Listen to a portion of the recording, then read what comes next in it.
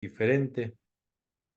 Esto debido a que las sesiones del día de mañana, miércoles, pues coinciden con el día 1 de mayo, el Día del Trabajo. Es el motivo por el cual, pues, tenemos que buscar otra alternativa. Entonces, pues, el único día disponible era el día de hoy. Pero como yo tengo una clase presencial más tarde, a las 9 de la noche, ya no me da tiempo. Esa es la razón por la cual nos estamos viendo ahorita a las 19 horas, a las 7 de la tarde noche. Bueno, pues si llegan algunos más compañeros, los vamos a ir admitiendo. Mientras, pues vamos a comenzar. Bueno, antes de mi presentación, Antonio, Janet, ¿tienen alguna duda acerca del proyecto integrador de esta semana?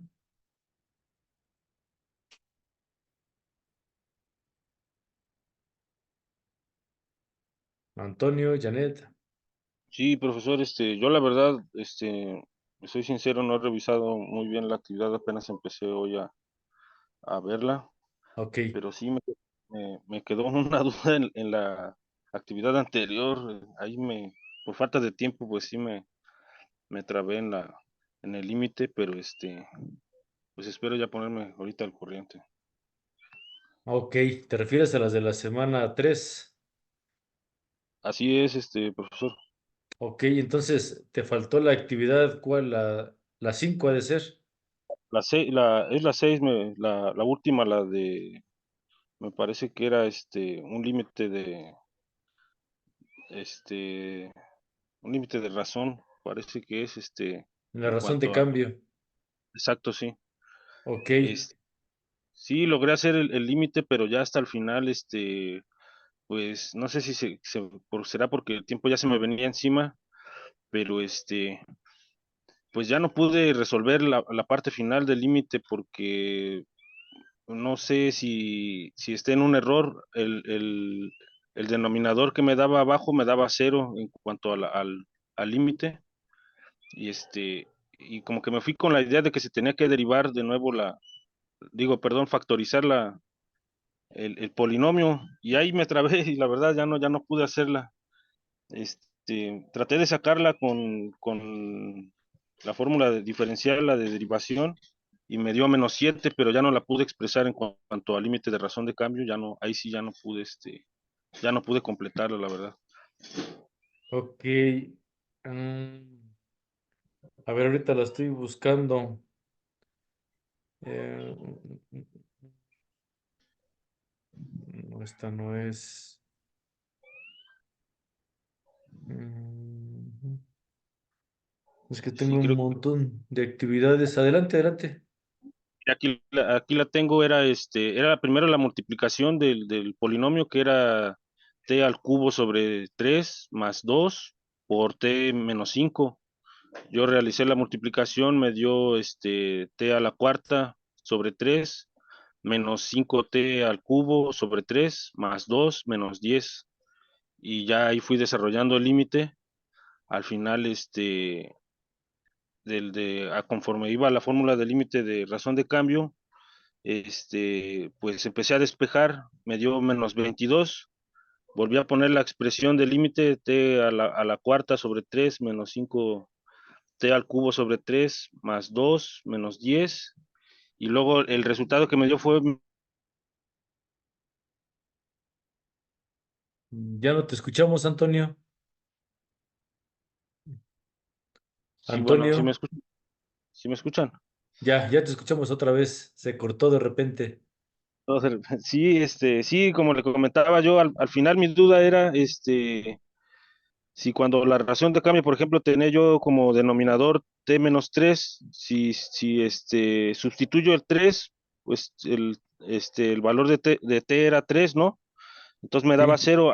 Ahí se tiene que derivar o tienen que ser los dos, tanto el denominador como el numerador, tienen que dar cero, o qué es lo que pasa ahí.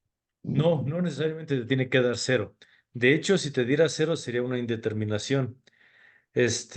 Por ahí checa el procedimiento porque no hay indeterminaciones.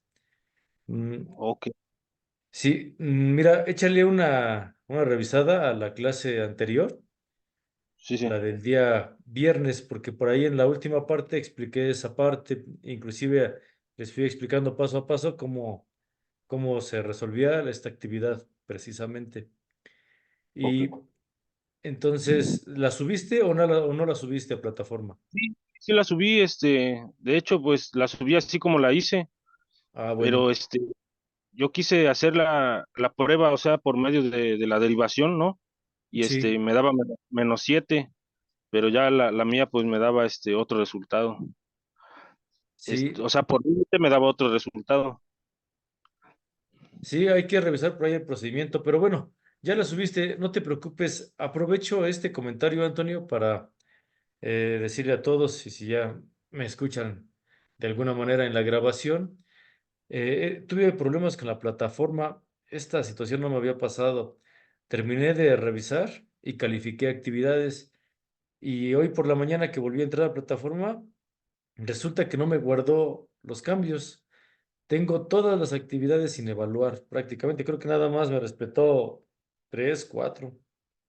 Entonces, voy a ver qué pasó y si no, pues ni modo, tendré que volver otra vez a evaluarlas, pero espero que hoy se resuelva este problema.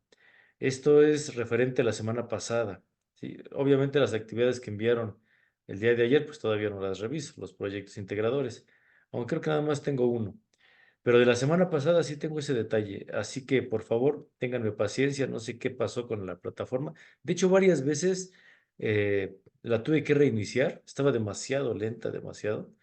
Y bueno, sucedió eso, que no me guardó los cambios.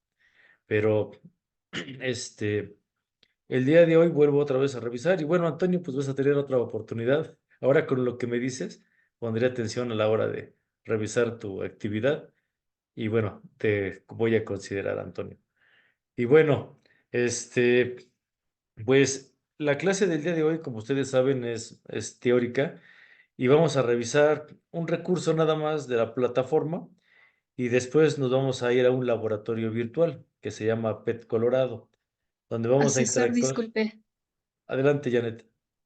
Buenas noches otra vez, buenas noches, compañero.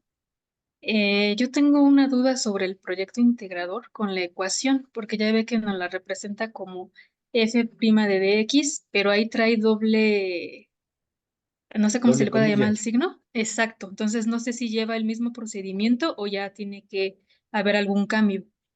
Es lo mismo. Lo que te indica la comilla, recuerda, es las veces que se deriva. Permíteme tantito porque voy a admitir a tus compañeros. Parece que ya. Sí, gracias. Sí, una comilla en la función representa una derivada o una derivación. Cuando son dos comillas, son dos derivadas o dos derivaciones. Entonces, te está diciendo que tu partícula, a partir de su posición, tuvo una derivación y marcó un desplazamiento, pero al derivarla dos veces, marcó una aceleración. Entonces, el planteamiento del problema por ahí habla precisamente de una aceleración. ¿Sale? Es una partícula que marca una aceleración. Es por eso que te marca una F, dos comillas de t. Entonces, eso es lo que representa. ¿Qué es lo que tú tienes que hacer ahí? En el inciso A te piden la función de la velocidad en el instante t igual a uno. Lo que tienes que hacer, si te pide un instante a partir de la velocidad y tú tienes una aceleración, pues obviamente tienes que integrar. ¿Sale? ¿Por qué integrar? Porque es la única manera de pasar de dos comillas a una comilla. Una comilla es velocidad, dos comillas es aceleración. Ah, no sé Si te si piden, se pasmó en la clase o nada más a mí. no sé, no sé dónde te quedaste, Janet. Ah, de que tendría que sacar la aceleración. Ok, ok. Bien, vuelvo a repetir, no te preocupes. Cuando tienes una comilla es una velocidad. Tienes dos comillas es aceleración. Tú tienes dos, estás en aceleración. Y en el inciso A te piden la velocidad. Entonces lo que tienes que hacer es realizar el proceso de integración para regresar a la velocidad. ¿Sí, Janet? Sí, asesor, ya me queda mucho más claro. Muchas gracias. Muy bien. Entonces no se te olvide la función que tienes ahí. Tienes que integrarla. Al momento de integrar, te va a quedar una comilla. Y después de eso, cuando ya tengas tu resultado de la integración, que va a ser una f' de t, lo que tienes que hacer es evaluar. Te dice ahí que t igual a 1, entonces simplemente donde tengas t pones un 1 y realizas tus operaciones. Y así es como se resuelve el inciso A. Sigo diciendo que parece Walter White. Eh, Sí, asesor, muchas gracias. Muy bien. ¿Alguien más quería participar por ahí? Me pareció escuchar la voz de alguien. ¿No? Ok. Bueno. Eh, Me escribe aquí Lisbeth. Buenas noches. Ah, ok. Bienvenida, Lisbeth. Adelante, no te preocupes. ¿Sale? Por ahí escribió en el chat. Bien. Entonces, eso es referente en cuanto a lo que sucede con el proyecto integrador en el inciso A. Y ya cuando llegues al inciso B, ya tienes que ir siguiendo los pasos poco a poco, pero prácticamente son integraciones y evaluaciones. Realmente no es algo tan complicado, es sencillo, pero el proyecto integrador, como su nombre lo dice, integra todos los saberes. Entonces, sí, es de talacha, tienes que ir haciendo todo paso por paso. Y bueno, como les comenté, vamos a lo que es la parte iconográfica de plataforma. Y vamos a estudiar específicamente aquí en la semana número 4 la parte que dice teorema fundamental del cálculo. ¿Sí? Ya lo vimos, lo hemos estado viendo desde la semana 2, la semana 3 también lo vimos. Y bueno, ahora en el proyecto integrador también lo tengo que abordar. Dice aquí, a continuación estudiaremos la relación entre las derivadas y las integrales, porque específicamente el proyecto integrador se basa en eso, precisamente en integrar la derivada y a su vez la derivada regresar a la ecuación primitiva por medio de la integral. Así que esto nos va a quedar apenas. Por un lado, la función de la derivada consiste en hallar la pendiente de la recta tangente y las integrales se enfocan en encontrar el área bajo la curva. Sin embargo, estas dos operaciones tienen una gran relación. ¿Sí? Observamos la primera gráfica de la derivada, observamos la función, que es una curva parabólica, determinada por y es igual a f de x, y tengo una línea recta, oblicua, se le llama pendiente de la recta tangente. ¿Qué es una tangente? La tangente es justo donde en un punto de inflexión de la curva se realiza una proyección que sale en línea recta con respecto al punto tangente. Eso es una recta de la recta tangente. Una pendiente, perdón, una pendiente de la recta tangente.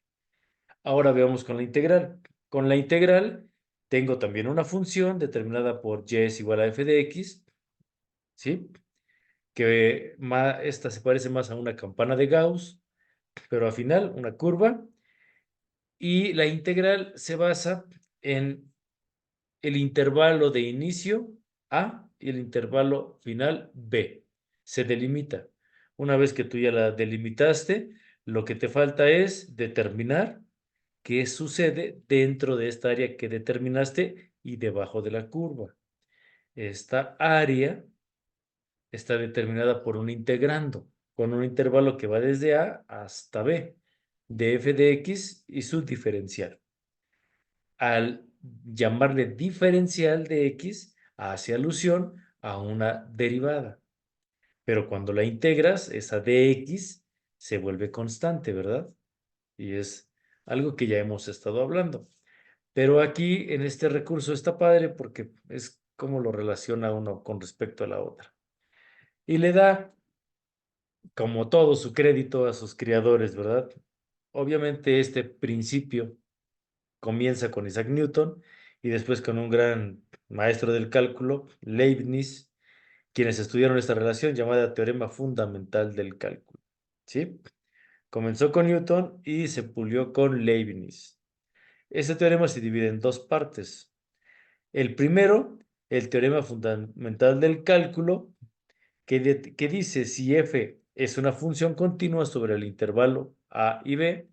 Entonces, f mayúscula es una antiderivada de f minúscula en ese intervalo. Por lo tanto, también se le llama regla de Barrow. Y así es como nosotros la estuvimos estudiando. ¿Y dónde entra Barrow? Barrow es mucho después, es más moderno, digámoslo así. Y lo único que hace es simplificar. Simplifica todo el teorema fundamental en esta fórmula. Pero a final de cuentas, lo que hace Barrow nada más es simplificar los trabajos de Newton y de Leibniz. ¿Ok? Bien, el segundo teorema fundamental del cálculo dice, si f, ya cursiva, f minúscula, es una función continua sobre el intervalo ya mencionado a y b, entonces el límite a deberá de ser menor o igual a x y b deberá de ser menor o igual a x. Claro, ¿verdad? Porque si no tendríamos un área negativa. Y en la práctica no existen las áreas negativas, no existen. Por lo tanto, siempre tu segundo valor tendrá que ser mayor al primer valor. Eso es a lo que se refiere. Y para hacerlo analíticamente, se hace por medio de un diferencial. Este es el diferencial d de x en un corchete de la integral de a x, donde tenemos la condicionante de que b no podrá ser menor a, ni tampoco a x. Entiéndase a x o un número determinado, siempre más grande que a. Y eso es a lo que se refiere prácticamente este segundo teorema fundamental del cálculo. Y bueno, aquí les dejan un video sobre este teorema. Y bueno, ya ustedes lo revisarán con calmita, ¿no? Y bien, dejo de compartir y vuelvo a preguntar. ¿Hay alguna duda? ¿Alguien tiene alguna situación con el proyecto integrador, con lo que ahorita se acaba de exponer, antes de continuar? Por el momento yo no, asesor. Muchas gracias. Gracias, Janet. Ok, bueno, entonces vamos a seguir. Ahora vamos a jugar. Ahí otra vez. Déjenme darle refrescar, ¿verdad? A la página, porque caducan. Mm, Ay, no aparece. Bueno, vamos desde aquí. Me voy a esperar a que lo puedan observar. Parece que ya. Fíjense, aquí yo escribí en mi motor de búsqueda PET, Colorado. PET Colorado. De todos los resultados, el primero es el que yo busco. PET, simulaciones gratuitas en línea de física, química, etcétera. Todo esto es de la Universidad de Colorado. Hace unos años, cuando empezó prepa en línea, PET Colorado cobraba. No se podía ingresar si tú antes no pagabas una licencia. Ahora ya no. Afortunadamente, ya tenemos acceso gratuito. Y es una maravilla. Así que vamos a ver. Esta es la página principal. ¿Sí la alcanzan a ver o ya no se ve? Sí, sí se ve bien. Sí, Muchas se ve bien, gracias. asesor.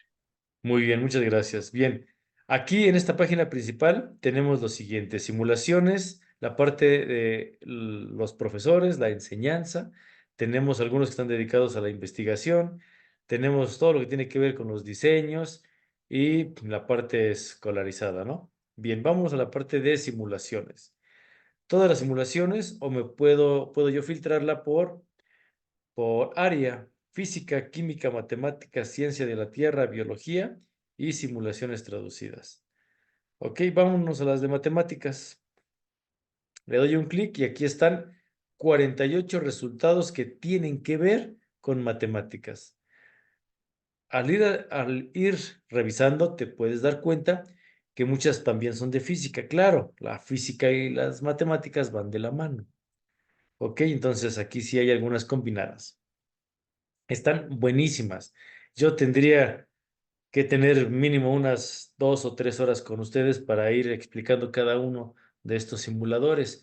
Algunos de estos simuladores te permiten mover las variables para interpretar un resultado diferente. En algunos, tú puedes manipular el resultado y ver qué ocurrió con las variables que determinaron este resultado. Algunos otros laboratorios son juegos. Y la ventaja de estos juegos es que te otorgan un puntaje. Y algunos, inclusive, hasta te guardan este récord para que tú puedas ir venciendo tu propio récord o el de alguien más. Entonces está padrísimo, ¿no? Tienes vectores, tienes funciones donde tú determinas por medio de puntos, vas a ir ajustando la curva, ya sea acercándola a la línea recta o alejándola de la recta y deformando la curva, ¿no? Tenemos fracciones con respecto a razones de proporcionalidad. Tenemos cuadráticas graficando ecuaciones con exponente a la 2, masas y resortes, la ley de Joule, explorador de igualdades en cuanto a una balanza de proporciones, un igualador, etcétera, modelo de áreas. Ese está buenísimo, el de álgebra. ¿Cómo podemos relacionar la cuadratura del triángulo a partir del teorema? Está muy bueno. El modelo de áreas a partir de decimales, a partir de productos y bueno, juegos tipo sudokus. Cómo funciona el péndulo, el movimiento de un proyectil, que se llama tiro parabólico, cambio de expresiones. O sea, está buenísimo, buenísimo, buenísimo. Este de aritmética, por ejemplo, para los que tienen niños en casa, aprender a sumar, a restar, a multiplicar, a dividir por medio de un cuadro mágico está súper bueno. Construcción de áreas, también eso es algo muy básico. La ley de Ohm, este ya lo debieron haber visto ustedes en un módulo anterior. Entonces, está padrísimo. Ahorita voy a tomar graficando variables diferenciales y variables integrales. Se llama graficador para cálculo. Vamos a darle aquí un clic y vamos a darle play. Para que pueda correr tu aplicación del graficador necesitas tener instalado Flash para que se pueda desarrollar el video en tu computadora, ¿ok? Bien, puedo utilizar el graficador para derivadas, para integral, uno avanzado comparativo y el de laboratorio comparativo de derivada con respecto a la integral y un sistema avanzado diferencial. Vamos a comenzar primero con el de derivada, ¿sale? Le vamos a dar un clic. Y observamos, aquí en mi pantalla, yo puedo variar, observa la amplitud de la curva. La puedo hacer muy angosta, la puedo hacer más amplia. Vamos a ponerla por aquí. Yo puedo elegir el tipo de curva. Una curva con un punto de inflexión o puedo elegir una curva cuadrada con una cima rectangular. Puedo elegir también una función lineal con una pendiente determinada, diferente de 0 y 1. O puedo elegir una gráfica meramente horizontal con un valor de 0. Vamos a elegir la primera. Yo también puedo seleccionar para que se vea mi línea tangente, mi cortante, lo que yo les explicaba por ahí en la primera clase de este módulo, que las líneas cortantes o la línea vertical determina si es función o no es función. Aquí la vamos a representar. Después, la línea de referencia. Esta línea de referencia está padre porque yo la puedo mover y puedo determinar dónde empieza una, termina la otra o hacer un comparativo con respecto a una o más funciones. Por último, puedo aprender y apagar mi rejilla o mi grid, también así se le llama, y esto me permite transformarlo en un plano cartesiano y poder ubicar por medio de coordenadas alguna posición. Bien, en la parte izquierda tenemos la parte dependiente de la tangente. Yo la puedo quitar o la puedo agregar, ¿ok? Y aparecen unos como ojitos. ¿Para qué me sirven estos ojos? Yo puedo hacer un análisis ¿sale? De cada uno de sus comportamientos, tanto en la parte de arriba como en la parte de abajo, se puede analizar de forma puntual. Bien, vamos a comenzar. Yo puedo mover mi función y voy a ver qué le pasa a la derivada. O puedo mover la derivada y ver qué le pasa a la función. Vamos a mover primero mi f de x. Y vamos a empezar por aquí. La empiezo a subir y me la voy a llevar. Observa qué pasa con la primera derivada. Lo voy a poner por aquí. Fíjate, cuando mi función tiene una pendiente que se dibuja aquí en la parte de abajo como una doble flecha en color rojo y que determina mi pendiente, ¿qué pasa con mi derivada? Ay, perdón. Lo que pasa con la derivada es que se hace una doble curva, una curva positiva y una curva negativa, casi simétrica en la parte de abajo. Esto es lo que provoca precisamente la primera derivada. Me provoca una inflexión bipartita. ¿Qué significa esto? Que la primera derivada modifica la razón de cambio en dos. Es por eso que mi función, cuando yo la derivo, se convierte en velocidad. ¿Por qué? Porque yo tengo, en mi función, tengo una variable dependiente y una variable independiente. Pero cuando yo la derivo, tengo dos. Al tener dos variables, entonces voy a tener dos unidades y así funciona. Cuando es distancia, solo son metros. Y cuando involucras al tiempo, tienes una variable para metros o distancia y otra variable para el tiempo o segundos. Las unidades de la primera derivada son metros sobre segundo. Eso es velocidad. Y aquí se aprecia perfectamente porque tengo dos curvas, dos unidades, dos variables. ¿Ok? Yo puedo tomar mi recta y ver y analizar en qué punto, por ejemplo, por aquí donde justamente corta mi primera derivada, coincide con el punto máximo de mi primera función. Mi máximo es mi cero en la primera derivada. ¿Ok? Entonces esto está genial. ¿Qué pasa si yo justo donde vuelve a bajar a cero mi curva, vuelvo a subir una segunda función? Bueno, pues de la misma manera. Voy a mover mi punto tangencial, que es el de análisis, y lo voy a poner en mi punto máximo. Me pasé un poquito. Ahí está. Mi punto máximo de mi segunda función sigue siendo en la primera derivada, el primer punto de inflexión. En la primera. ¿Qué pasaría si yo en lugar de una comilla tuviera dos comillas? Ah, entonces yo tendría tres variables. Lástima que en el laboratorio no me da esta oportunidad de hacer un segundo comillado de una segunda derivada, pero yo ahí tendría tres variables. Tendría una primer función que justamente parte a la mitad del punto máximo de la original, pero a partir de ahí se generarían otras dos curvas, porque la segunda derivada es aceleración y la aceleración es un desplazamiento también, pero dos veces el tiempo. Dos veces el tiempo. Una en velocidad y otra en rapidez. Por lo tanto, es aceleración. Metro sobre segundo al cuadrado. Este cuadrado es por una segunda curva en la segunda parte después de esta línea roja punteada que me genera un cuadrado, un tiempo al cuadrado. Y bueno, está muy padre para explicar. Bien, me voy a me voy a salir de aquí.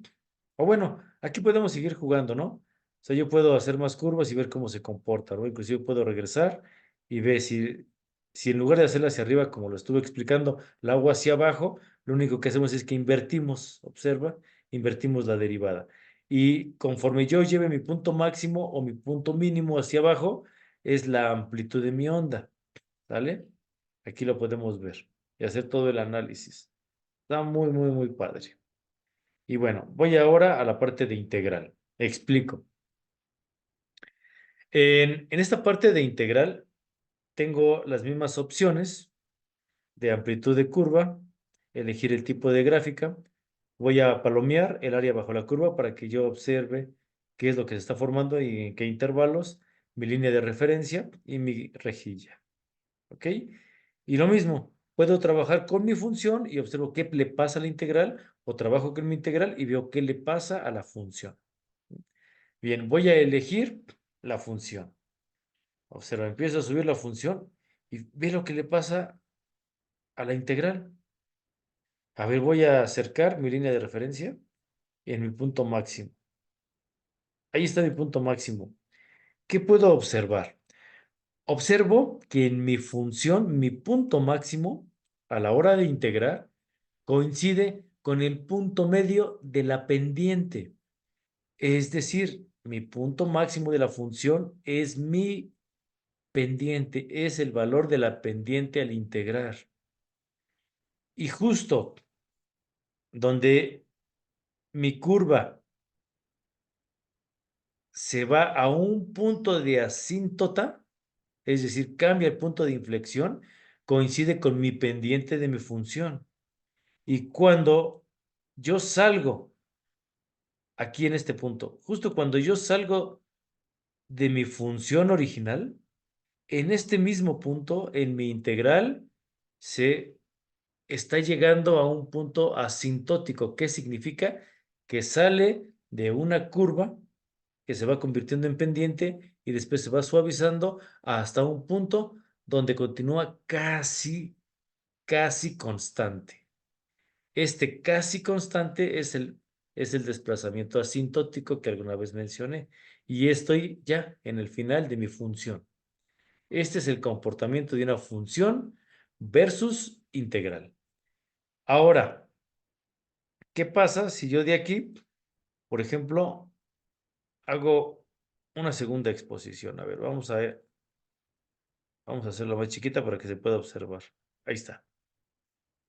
Ahí lo podemos ver. Yo hice una segunda curva y mi segunda curva, me llevo mi línea de referencia para analizarla aquí en mi máximo y lo mismo, mi segunda curva coincide con el promedio de mi pendiente de mi segundo levantamiento. Primer levantamiento, segundo levantamiento y justo coincide con el promedio de mi pendiente. Yo aquí es donde puedo y debo calcular mi pendiente de la integral, justo en el máximo de mi función. Y lo mismo, si me llevo mi línea de referencia donde regreso a cero, en mi función coincide con mi punto donde la proyección de mi integral se vuelve constante o cuasi constante. ¿Ok? De lo que estoy explicando hasta el momento, ¿tienen alguna duda? ¿Me están escuchando o ya perdí conexión? Sí se escucha, asesor, pero todo claro, muchas gracias. Sí, yo creo que Gracias. esto debió habernos explicado en la semana 1. Se Lo, está como que entendiendo más bien. ok, lo voy a tomar en cuenta, pero antes lo hacía, no lo hacía, pero en la semana 3. Pero ¿qué creen que en la semana 3, aunque ya tienen más firme la parte conceptual, todavía genera muchísimas dudas? Hacerlo ahorita en esta semana 4 para ustedes debe de ser muy sencillo, porque ya tienen un andamiaje muy bueno. Así que la comprensión debe de ser muy sencilla, porque aquí no hay valores. Si ustedes observan, no hay ninguna ecuación, no hay ni coeficientes, no hay variables, porque el laboratorio nada más es de aplicación y es comparativa. Es sencillo cuando ya tienes un andamiaje conceptual y es súper complicado cuando no lo tienes, porque no me comprenderían nada. Si yo lo hago en la primera clase, por ejemplo, yo les aseguro que no tendrían ni idea de qué estoy hablando, porque yo estoy manejando palabras em, muy específicas que ahorita ustedes ya se acostumbraron y ya saben a qué me refiero. Pero si fuera la primera clase, yo supongo sería complicado. Sin embargo, voy a llevar a cabo tu recomendación, Lisbeth, y en el siguiente módulo lo voy a poner en la primera clase a ver qué pasa. A ver qué pasa, porque a lo mejor mi apreciación está mal, Ay, ¿no? no, o igual y sí está pasando lo que nos dice, que como ya tenemos más o menos conocimiento, pues por eso se nos... Pero sí es que al principio como que no sabemos, o por lo menos yo, la razón de ser, de por qué. Y aquí como que va, pues voy entendiendo más la razón de... O a lo mejor podríamos hacer las dos. En la primera clase explicarlo a grandes rasgos y después volverlo a hacer como ahorita y ver qué tanto hemos avanzado, ¿no? Y hacer una comparativa también en nuestro propio aprendizaje, ¿no? Estaría bueno. Sí, Muy sí, bien. también podría ser. Ok. Bueno, pues aquí podemos seguir jugando, ¿no? Con la posición. Igual si yo me voy hacia abajo es lo mismo que he estado explicando, pero en el sentido inverso. Vámonos a la siguiente interfaz, el avanzado. Y este está bueno en el avanzado, porque yo puedo ir en función derivada o puedo elegir función integral. ¿Sale? Entonces, eso está muy padre. Yo puedo cambiar función integral, función derivada. Cualquiera de las dos. Vamos a ver la de la función. Tomo la primera función y ahora voy a elegir esta. Y le voy a dar una amplitud. No, aquí está bien. Pero, aquí fíjense, observen, tengo más selecciones de gráfica. Tengo esta con una punta cerrada pero suavizada. Tengo esta que son literalmente puras líneas rectas. Tengo esta de una cima cuasi cuadrada. Tengo esta de una cima semi redondeada. Tengo esta que está muy padre, que es suavizada. Y tengo otra que ya la puedo combinar. Puedo combinar varias. Y lo mismo las funciones lineales. Voy a elegir esta. Ujú.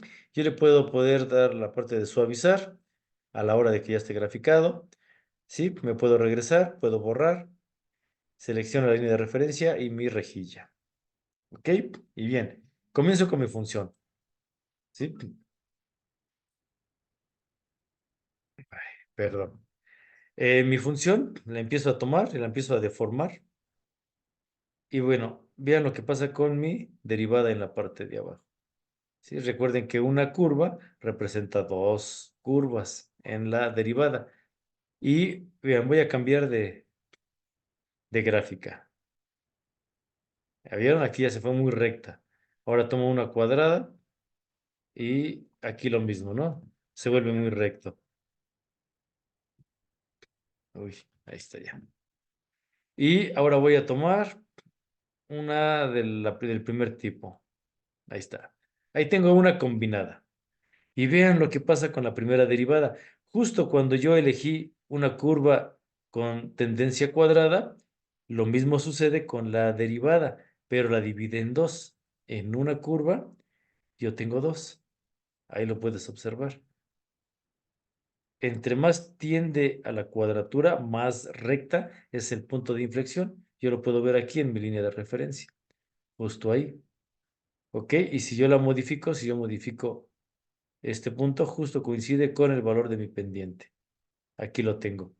Y aquí hay algo curioso. Observa aquí, justo donde hay un punto de inflexión, termina una curva y comienza una línea exponencial lineal, solamente es un punto, nada más un punto. Es decir, una línea recta en función es solo un punto en la derivada. Y si yo lo muevo a la mitad, justo a la mitad entre un punto y otro punto, yo tengo mi pendiente de una línea recta. Si yo lo muevo al segundo punto, yo vuelvo a tener otro punto